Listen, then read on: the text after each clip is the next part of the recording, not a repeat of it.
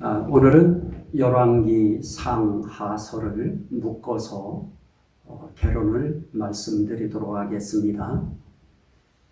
지난 시간에 보았던 사무엘서는 사무엘의 태어남으로부터 시작해서 다윗 왕의 통치 말년까지의 이스라엘 역사를 다룬 책이 바로 사무엘서라고 하면, 열왕기서는 다윗 왕의 죽음, 다윗 왕의 임종과 또 이어서 솔로몬이 왕으로 올라서는 솔로몬의 즉위로 그 막이 열립니다. 그러면서 솔로몬이 죽어요. 그러면서 남북 왕조의 분열의 과정을 거쳐서 북왕국 이스라엘의 사마리아가 함락하는 것과 남왕국 유다의 예루살렘이 함락하는 약 4세기 동안의 이스라엘의 역사를 다루고 있는 책, 이것을 우린 열왕기서라 이렇게 말씀드릴 수 있습니다. 사무엘 상하도 본래 한 권이었던 것을 후대에 나눈 것처럼 열왕기 상하도 한 권으로 되었던 책이었습니다. 그런데 이것이 둘로 후대에 또 나뉘어진 것입니다.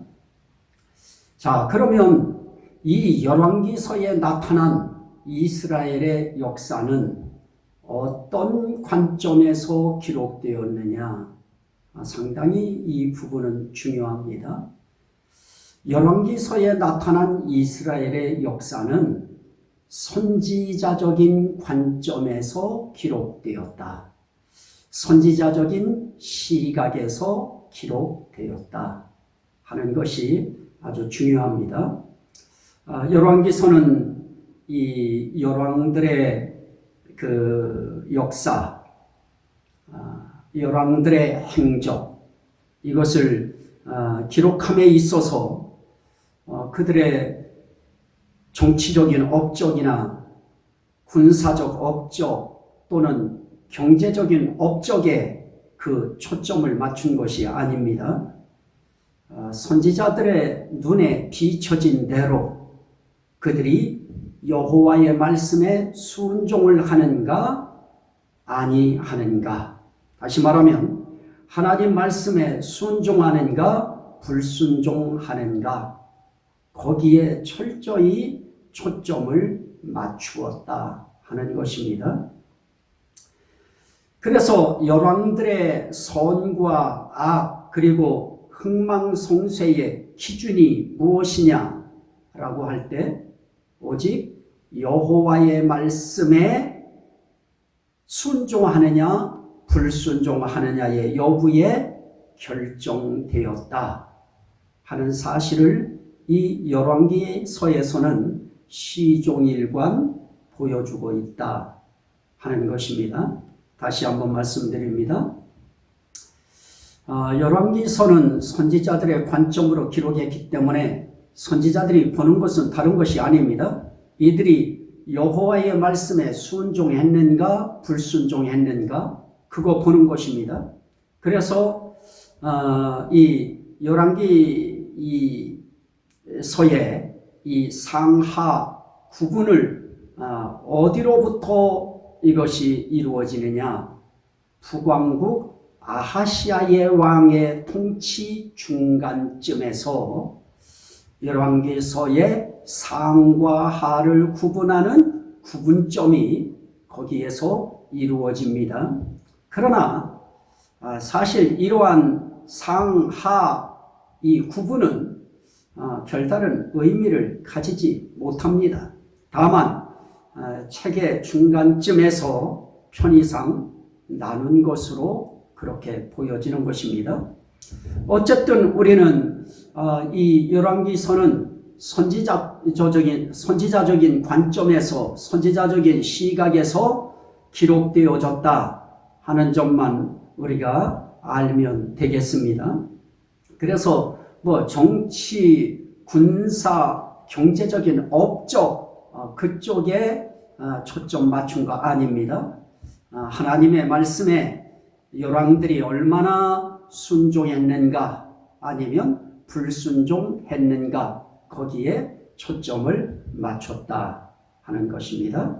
자, 어쨌든 이 열왕기 상과 열왕기 하는 같은 목적과 통일된 사상으로 기록된 하나의 메시지가 흐르고 있습니다. 다시 말하면 결국은 이 상하, 이 성경에 열왕기 상 또 열왕기 하 이거는 둘로 나뉘어졌다고 해서 기록의 목적이나 그 사상이 다른 것이 아니고 결국은 한 목적과 하나의 통일된 사상으로 기록된 그런 메시지이기 때문에 저는 이것을 둘로 보지 않고 하나로 묶어서 말씀드리겠습니다. 자, 그러면 이 열왕기서의 상하의 이 통일된 사상이 무엇인가 그걸 한 줄로 말씀드리면 이런 것입니다. 이스라엘 백성은 하나님의 주권적 섭리 아래에 있으며 그 하나님만 섬겨야 한다. 바로 이것입니다. 어쨌든 이스라엘 백성들은 하나님의 주권적 섭리 아래에 있는 그런 백성들입니다. 그렇기 때문에 그들은 오로지 그 하나님만 섬겨야 하는 것입니다. 이것이 이 열왕기서에 흐르는 주된 사상이고 통일된 사상인 것입니다. 자, 그러면 이것은 누가 기록했느냐 하는 그런 문제를 우리가 이야기할 수 있는데요. 분명한 것은 확실하지가 않습니다. 단지 추정하는 것입니다. 바벨론 포로로 잡혀갔다가 돌아온 유다인 가운데 하나님의 성령의 감동을 받아서 하나님께 받아서 말씀을 전하고 기록한 이 이름을 알 수 없는 어느 선지자일 것이다. 우린 그 정도 그냥 알면 될 것 같습니다. 물론 그것조차도 추정입니다. 어쨌든 하나님은 성령의 감동을 입혀서 하나님께 받아서 이 말씀을 기록하게 한 기록자를 하나님은 세우셨었다. 그래서 그를 통하여 하나님은 이 열왕기 상하를 기록할 수 있게 하셨다 하는 점에 있어서는 누구도 부인할 수 없을 것입니다. 어떤 사람들은 예레미야라고 하는데 예레미야라고 할 때는 여러 가지 문제점이 있어서 저는 예레미야라고 하는 그 사람으로 보는 그 시각에 저는 거부하고 부정하는 그런 사람 가운데 하나입니다. 그래서 사실은 저는 이 누가 기록했는가 여기에 의미를 저는 두고 싶지 않습니다. 기록 연대에 대해서 또 기자에 대해서 이것을 우리가 논쟁한다고 하는 것은 결국은 에너지 소모에 불과합니다. 이거는 평생을 걸쳐도 이거는 논쟁을 거듭해도 답이 나올 수 없습니다. 단지 분명한 것은 이것이 하나님의 그 철저한 보호하심과 섭리하에서 하나님의 기록된 말씀으로 성경으로 이 말씀이 들어올 수 있도록 하나님이 이걸 보호하셨다 하는 그 점이 중요하고요. 이 말씀이 하나님의 말씀이라고 하는 그 사실이 중요할 뿐입니다. 저는 여기서 중요한 것은 또 누구나 마찬가지일 것입니다. 누가 기록했느냐보다 그 기록의 목적이 무엇인가 하는 것이 또 중요할 것입니다. 그러면 기록의 목적이 무엇입니까? 하나님께서 우상을 섬기며 범죄하는 백성들에게 율법대로 심판하시는 공의의 하나님이심을 알게 하시려고 이 말씀을 기록했습니다. 다시 한번 말씀드립니다. 하나님께서 우상을 섬기며 범죄하는 백성들에게 율법대로 심판하시는 공의의 하나님을 알리시기 위하여 이 말씀을 기록한 목적이 있다 하는 것입니다. 자, 본서에는 이스라엘 민족의 역사가 열왕들을 중심으로 기록되어 있습니다. 왕들을 중심으로 이 말씀이 기록되었다는 것입니다. 하지만 이 말씀을 기록한 기자는 단순하게 역사적인 입장에서 역사적인 사실을 기록하지 않고 신앙적인 입장에서 이 말씀을 기록했습니다. 다시 말하면 열왕들의 행적을 자기 나라와 그 곁에 붙은 인접국가와의 관계 속에서 기록한 것이 아니고 이스라엘 왕을 위시한 이스라엘 민족과 눈에 보이지 않는 하나님과의 관계가 어떠했느냐의 관점에서 기록되었다 하는 것입니다. 자, 다시 한번 말씀드립니다. 열왕들의 행적을 자국과 인접국가와의 관계 속에서 왕들은 어떻게 인접국가와의 관계를 맺어왔는가, 거기에 초점을 맞춘 것이 아니고 하나님과의 관계가 어떠했느냐, 그 관점에서 이 열왕기서를 기록했다 하는 점입니다. 그러므로 이스라엘 왕은 하나님이 보내신 자들이기 때문에 그들은 의무가 있습니다. 무슨 의무입니까? 하나님의 법을 수행할 의무가 있는 자들이고 하나님께 대한 신앙을 장려해야 하는 그런 임무를 수행해야 할 자들인 것입니다. 그런데 그들이 그런 것들을 염두에 두지 않은 왕들이 너무 많았습니다. 어쨌든 하나님은 그런 시각에서 기록자가 열왕기서를 기록하도록 그렇게 독려하시고 붙드시고 감동하시고 역사하셨다 하는 것입니다. 결국 이스라엘 민족의 흥망성쇠는 경건한 신앙으로 살았느냐 아니면 불신앙으로 우상 숭배에 빠졌느냐, 바로 그 결과물이 이스라엘 민족의 흥망성쇠다 하는 것입니다. 결국 경건하게 하나님 섬기며 살았느냐 아니면 하나님 저편에 있는 우상을 숭배하면서 살았느냐, 다시 말하면 사탄 숭배하며 살았느냐 하나님 숭배하며 살았느냐, 그 결과물이 바로 그 나라의 흥망성쇠다. 선민 이스라엘의 흥망성쇠는 그렇게 결정된 것이다 하는 것입니다.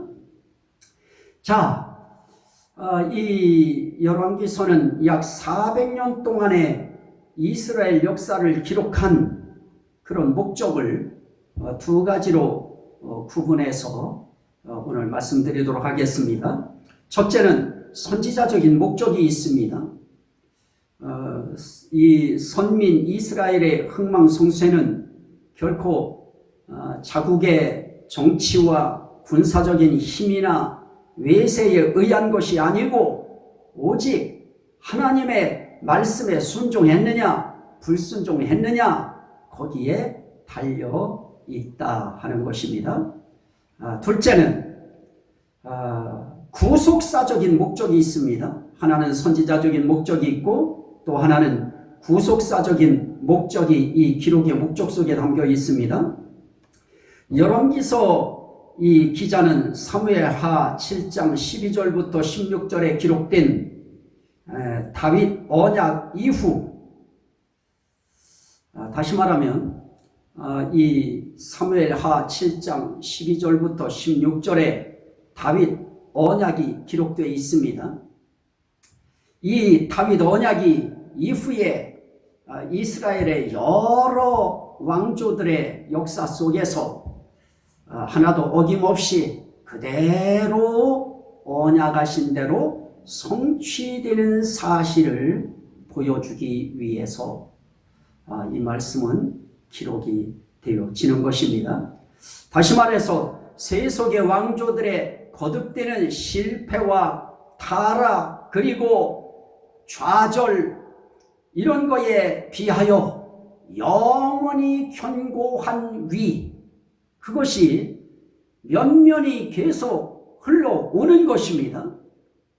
영원히 견고한 위를 주리라 하신 이 말씀대로 이 영원히 견고한 위, 다시 말하면 메시아인 것입니다. 메시아에 대한 언약인 것입니다. 그래서 이 메시아에 대한 기대를 소망하게 하기 위하여 이 열왕기서는 기록되었다 하는 것입니다. 어쨌든 이 이스라엘의 이 모든 왕조들의 역사를 보면 참 그들은 거듭되는 실패와 그리고 타락 그리고 그들이 좌절할 수밖에 없는 그들의 인생길의 좌절은 다른 것이 아닙니다. 인접 국가에 의하여 지배당하는 것입니다. 이런 어려운 그런 과정들을 그들이 겪지만은 그러면서도 면면이 흘러가는, 끊어지지 않고 흘러가는 한 사상을 그들이 붙들 수밖에 없는데요. 이 말씀을 통해서 가르쳐 주려고 하는 것은 세상 왕조는 무너질 수 있다. 그리고 세상 왕국은 무너진다. 하지만 영원히 멸망하지 않는, 영원히 폐하여지지 않는 견고한 위가 있다. 결국은 그것은 세상 왕위는 아닐 것입니다. 메시아의 왕위일 것입니다. 그래서 이 성경 말씀을 통해서 독자들에게 무엇을 일깨워 주려고 하느냐? 세상 나라와 왕조는 타락하고 쇠하고 좌절하고 망할 수 있지만 영원히 견고한 위, 메시아의 나라는 결코 망하지 않는다. 그런 나라를 기대하며 살게 하시려고, 다시 말하면 메시아에 대하여 기대하게 하시려고 이 말씀을 기록하셨다 하는 것입니다. 자, 그러면 오늘 본소의 요절이 무엇일까요? 열왕기상 11장 39절 말씀에 이렇게 기록되어 있는데요. 그걸 요절로 봅니다. 내가 이로 말미암아 다윗의 자손을 괴롭게 할 것이나 영원히 하지는 아니하리라 하셨느니라 하셨는지라. 내가 이로 말미암아 다윗의 자손을 괴롭게 할 것이나 영원히 하지는 아니하리라. 자, 결국 다른 것이 아닙니다. 자, 우리가 이 말씀을 통해서 우리가 봐야 될 것이 있습니다. 그 다른 것이 아니고 우리가 말씀을 한 건데 우리가 보아야 되겠는데요.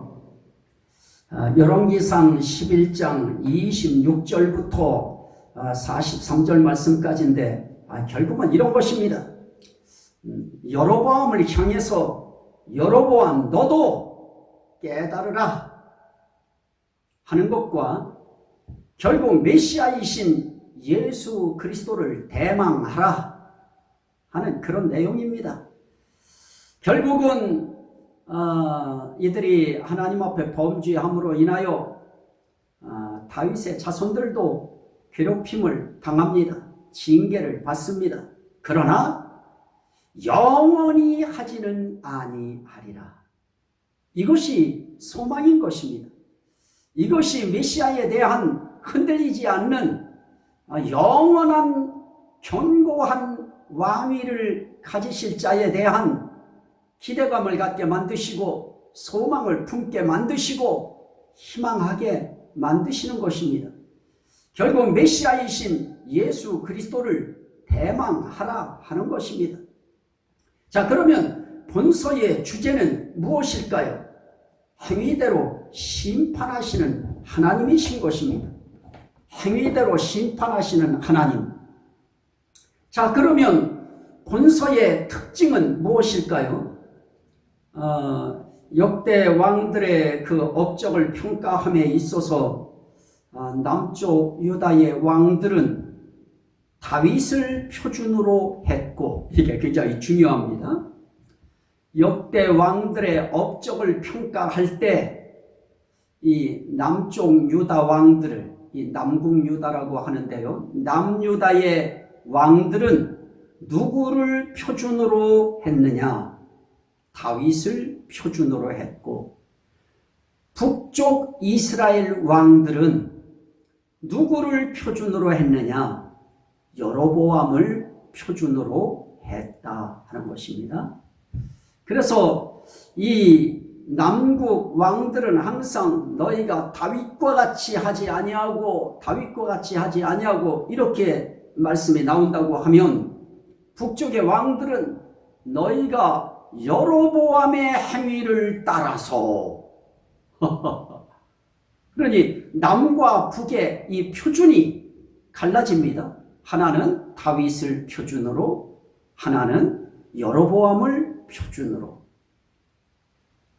자, 그리고 또 두 번째로는 열왕기서는 결코 세속 역사나 민족 역사가 아니고 선민을 통치하시고 섭리하시는 신정 역사요 신앙 역사라 하는 점입니다. 첫째는 역대 왕들의 업적 평가의 기준을 다윗으로 보느냐 여로보암으로 보느냐 하는 것을 남국 왕과 북국 왕에 대한 기준점으로 삼았다고 하면, 두 번째로 열왕기서는 결코 세속주의나 어떤 민족의 역사를 다룬 것이 아니고 선민이라고 하는 택한 백성을 통치하시고 섭리하시는 신정 역사요 신앙 역사였다 하는 것입니다. 따라서 이스라엘의 모든 왕들은 하나님의 대리 통치자였기 때문에 그들의 행적을 평가할 때에 정치, 군사, 외교, 경제 이걸 얼마나 잘했느냐 하는 그런 측면에서 평가되지 않고 오직 하나님과의 관계가 어떠했느냐 하는 하나님과의 관계 속에서 평가했습니다. 그래서 열왕기서는 이스라엘과 열왕들의 흥망성쇠를 근거하여 하나님의 구속사적인 신정 역사를 보여주었다 하는 것입니다. 다시 한번 그 부분을 말씀드립니다. 이스라엘 열왕들, 모든 왕들, 그들은 결국은 하나님의 대리 통치자였다. 그래서 그들의 행적을 평가할 때에 정치적으로 평가하거나 군사적으로 평가하거나 외교로 또 경제적으로 평가하는 것이 아니고 오직 하나님과의 관계가 어떠했느냐로 평가되었다 하는 것입니다. 그래서 열왕기서는 이스라엘의 열왕 이 흥망성쇠 이걸 근거로 해서 하나님의 구속사적인 신정 역사를 보여주는 것이었다 하는 겁니다. 결국 이스라엘의 이 흥망성쇠가 이 열왕기서에 다 담겨 있는데요. 그걸 통해서 이스라엘의 흥망성쇠의 역사를 기술하려고 한 것이 아니고 이걸 통해서 하나님의 구속사적인 하나님의 구원 역사적인 하나님이 다스리는 신정 역사를 보여주는 것이었다 하는 것입니다. 자, 그러면 본서의 이 내용을 잠깐 봐야 되겠습니다. 내용을 분해한다고 하면 열왕기 상의 내용 속에는 1장부터 11장까지의 솔로몬이 통치하는 이 통일 왕국에 대한 내용이 나타나고요. 그 다음에 12장부터 22장까지에는 이 북이스라엘의 부패와 교훈에 대해서 나타납니다. 하나는 솔로몬의 이제 이 통치를 통하여 이제 통일 왕국이 이루어지는데 북이스라엘의 부패와 교훈이 나타나고 있습니다. 결국은 분열 왕국에 관한 내용입니다. 하나는 1장부터 11장까지는 통일 왕국에 대한 내용이 나타나고요. 12장부터 22장까지에는 분열 왕국에 대한 내용이 나타납니다. 자, 통일 왕국 시대는 사울 왕 때부터 솔로몬 왕 때까지를 말하는 것인데 여기서는 솔로몬 왕국의 역사만 기록되었습니다. 죄송합니다. 이 통치 기간은 약 40년이었습니다. 40년 어간에 참 아주 찬란한 그런 통일 왕국의 면모를 보여주었습니다. 그래서 이스라엘 문화가 가장 절정에 있던 시기, 그 시기가 바로 솔로몬 왕이 통치하던 약 40년간의 기간의 내용입니다. 자, 그 다음에 열왕기하는 1장부터 17장까지 북이스라엘의 패망에 대해서 나오는데 아수르에게 패망을 당합니다. 그리고 열왕기 하에 18장부터 25장까지에는 남유다의 패망이 나타납니다. 남유다는 바벨론에게 멸망을 당합니다. 결국 이스라엘이 남왕국 유다와 북왕국 이스라엘로 이 분열된 그 시대의 내용을 기록하고 있는 것입니다. 북이스라엘 왕국은 제1대 여로보암 1세부터 제19대 호세아 왕까지 계속되다가 주전 722년에 아수르에 의해서 사마리아가 함락되어 멸망하게 되어집니다. 반면에 남왕국 유다는 제1대 르호보암 왕으로부터 시작하여 제13대 히스기야 왕 때에 북이스라엘이 멸망을 하는데 그 이후부터는 유다는 단일 왕국으로 계속 남아있게 되어집니다. 단일 왕국 시대라 할 때 우리는 그건 무엇을 말하느냐? 이스라엘이 망하고 남유다 왕국만이 왕국으로 남아있던 시대. 역사는 그것을 주전 722년부터 586년이라 이렇게 이야기합니다. 굳이 뭐 그런 부분까지는 그렇게 중요하게 여기지 않습니다. 저는 어쨌든 단일 왕국 시대라고 하는 것은 북이스라엘이 망하고 난 다음에 남유다 왕국이 홀로 남아서 왕국으로서의 면모를 유지해 가고 있는 시대, 그 시대를 단일 왕국 시대라 그렇게 역사는 표현하고 있습니다. 유다 왕국이 제13대 히스기야 왕 때부터 단일 왕국으로 세워져 있다가 제20대 시드기야 왕 때 바벨론의 침략으로 예루살렘이 함락됩니다. 그래서 바벨론 포로가 되어서 잡혀가게 되어집니다. 이렇게 해서 멸망하는 것입니다. 어쨌든 열왕기서만 보면 하나님은 공의의 하나님으로 죄에 대하여 형벌하시는 분으로 나타납니다. 그러나 이제 다음 시간에 보게 되어질 역대기서를 보면 하나님은 자비와 긍휼의 하나님으로 그렇게 나타나고 있습니다. 남유다에 대하여는 회복을 말하고 있고, 그리고 역사적으로 말씀한 대로 회복이 되어집니다. 그래서 징계는 하셔도 아주 멸하시지 아니하시는 그런 하나님으로 기술되고 있는데, 그건 이제 다음 시간에 말씀드리도록 하겠습니다.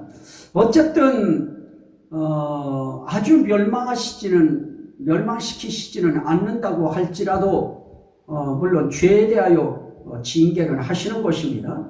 그러나 아주 멸하시지는 않는다 하는 것이죠. 징계와 형벌은 좀 차이가 있습니다. 형벌은 용서가 없지만은 징계는 용서가 담겨 있다. 이것도 조금 언어 플레이 같습니다만은 어쨌든 이렇게 하나님의 형벌과 징계를 통해서 하나님의 형벌로 심판을 당하면 나라가 세워지지 못합니다. 형벌로 끝이 나는 것이 대부분의 예였습니다. 그러나 징계는 희망이 있습니다. 소망이 있습니다. 여지가 있습니다. 그 징계 동안 하나님의 사랑이 담겨 있습니다. 자, 그러면 본서의 신학적인 의미를 한번 정리해 보도록 하겠습니다.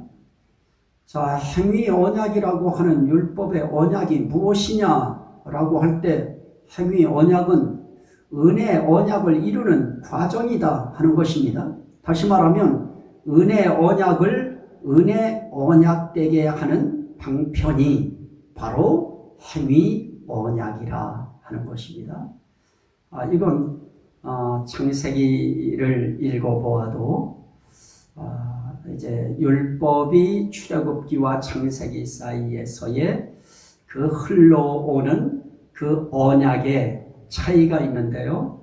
모세를 통하여 주어져 있는 그 율법이 아브라함에게 언약하신 그 언약과 차이가 있는데, 모세를 통하여 부여된 언약은 그건 행위 언약이고, 아브라함에게 부여하신, 아브라함과 맺으신 그 언약은 은혜 언약이었다 하는 것입니다.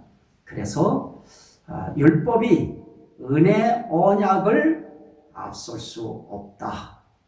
이것을 신약의 바울 사도를 통해서 강하게 하나님께서는 말씀을 하시는 것입니다. 자, 그래서 행위 언약은 결국 은혜 언약을 은혜 언약이 되게 하는 방편이다. 그래서 열왕기서를 볼 때와 역대기서를 볼 때 그 언약의 기준을 분명하게 잡지 못하면 성경 참 풀리지 않습니다. 그래서 열왕기서를 볼 때는 행위 언약 중심으로 보는 것입니다. 하지만 역대기서를 볼 때는 행위 언약으로 보면 안 됩니다. 은혜 언약으로, 또 은혜 언약 중심으로 봐야 됩니다. 성경을 읽어보면 성경이 그렇게 기술되어 있습니다. 그렇게 기록하게 하신 것을 깨닫게 할 수 있습니다. 한번 열왕기서와 역대기서를 한번 비교해 보십시오. 그러면 재미난 그 사실을 발견하고 여러분들은 아마 무릎을 치실 것입니다. 신기하다 하는 거 느끼실 것입니다. 자, 그러면 열왕기에 나타난 왕국을 시대적으로 구분하면, 물론 앞에서 다 말씀드렸습니다만 세 가지로 표현할 수 있습니다. 하나는 통일 왕국 시대입니다. 사울부터 솔로몬까지 주전 1043년부터 930년까지의 기간입니다. 솔로몬의 통치 기간인데요, 약 40년입니다. 이때가 가장 문화가 번영했던 그런 시기였습니다. 솔로몬은 그 가운데서 7년이라고 하는 이 기간에 걸쳐서 성전을 완공시키는 위대한 업적을 문화유산으로 남깁니다. 그 다음에는 분열 왕국 시대입니다. 이스라엘이 남왕국과 북왕국으로 분열된 그런 시대입니다. 주전 931년부터 722년입니다. 북이스라엘은 여로보암부터 호세아에 이르르다가 호세아 때 아수르에게 사마리아가 함락당합니다. 이게 주전 722년인 것입니다. 이게 북이스라엘의 멸망입니다. 그 다음에 세 번째로는 다니엘 왕국 시대입니다. 북이스라엘은 이제 망했습니다. 망해도 남유다만 왕국으로 남아있던 시대입니다. 주전 722년부터 586년입니다. 다시 말씀드리면 13대 히스기야 왕부터 제20대 시드기야 왕 때까지인데요. 시드기야 왕 때 바벨론의 침략으로 예루살렘이 함락을 당합니다. 그래서 유다인들이 바벨론의 포로가 되어서 잡혀가는 바로 그때까지를 다니엘 왕국 시대라 그렇게 말씀드릴 수 있습니다. 여기서 얻을 수 있는 교훈이 무엇일까요? 교훈은 분명한 것입니다. 하나님께 불순종한 민족은 비참한 종말을 맞이한다 하는 것입니다. 하나님께 불순종한 민족은 비참한 종말을 맞이한다. 이거는 두고두고 회자되면서 두고두고 가슴에 담아야 할 그런 교훈일 것입니다. 하나님께 불순종한 민족은 비참한 종말을 맞이한다.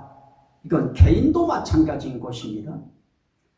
열왕기상의 중심 내용이 성전 건축과 왕국의 분열이라고 하면 열왕기 하의 중심 내용은 성전 파괴와 왕국의 멸망입니다. 다시 한번 말씀드립니다. 열왕기 상의 중심 내용이 성전 건축과 왕국의 분열이라고 하면 열왕기 하의 중심 내용은 그렇게 건축했던 그 성전의 파괴와 그렇게 세웠던 왕국의 멸망이라 하는 것입니다. 이렇게 예루살렘이 멸망하고 영광스러운 성전이 파괴되면서 많은 사람들이 목숨을 부지하기 위해서 애굽으로 피난을 했고 이스라엘은 힘없고 나약한 그런 자들만 남아 있을 수밖에 없는 그런 운명에 처했습니다. 하지만 하나님은 일찍이 다윗 언약을 사무엘하 7장 12절에서 16절에 주신 그 말씀 그대로 남은 자들을 통해서 영원히 견고한 메시아의 왕국을 소망하게 하셨습니다. 한때 사악한 왕후 아달랴가 다윗의 가문을 완전히 말살하려고 시도했던 적이 있습니다마는 언약에 신실하신 하나님의 주권적인 섭리로 다윗의 왕통은 보존되었습니다. 급기야 메시아 예수 그리스도는 그 다윗의 계보를 통해서 탄생하실 수가 있었던 것입니다. 자, 여기까지가 열왕기 상하서의 개론 내용입니다. 자, 이 말씀이 성경을 좀 윤곽이라도 알고 싶어 하시는 그런 모든 분들에게 작은아마 도움이 됐으면 하는 바람입니다. 다음 시간에는 역대기서를 가지고 찾아뵙도록 하겠습니다. 감사합니다.